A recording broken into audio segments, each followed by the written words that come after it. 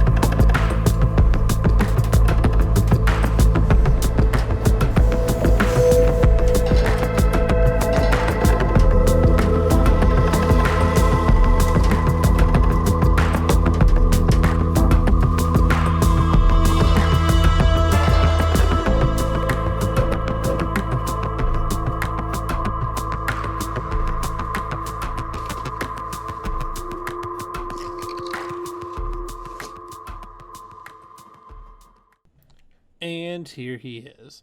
I set him up without the backpack first so we can get a better look at the overall kit.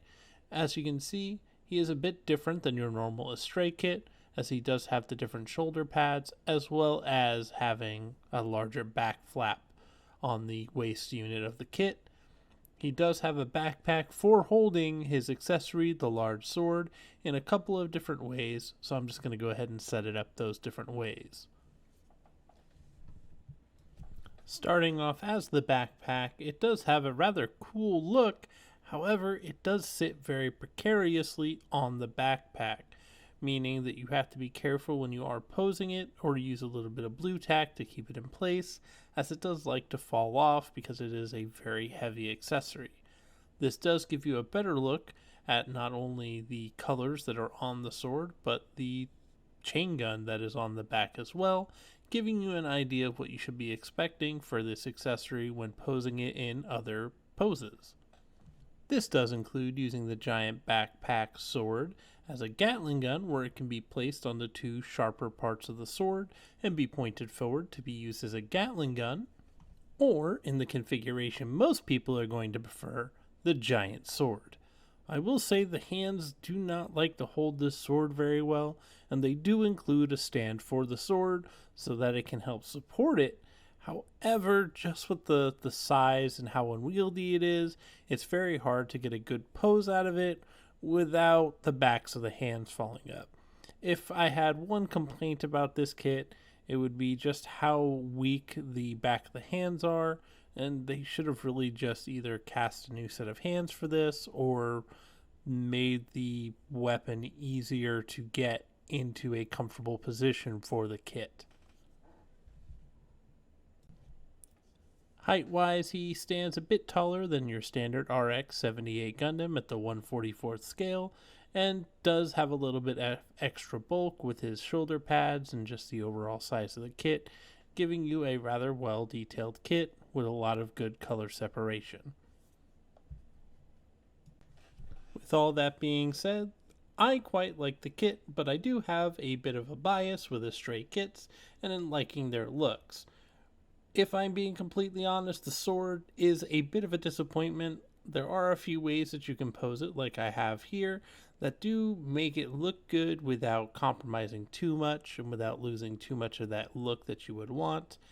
But honestly, unless you really love Astrays as much as I do, this is going to be a pass for you. Music today was brought to you by Uppbeat, as always, not sponsored, with the artist Dark Matters, with a rather long name that I will screw up if I try to say it. So the link will be in the description for you to download. That being said, this has been Chris, signing out saying, have fun building.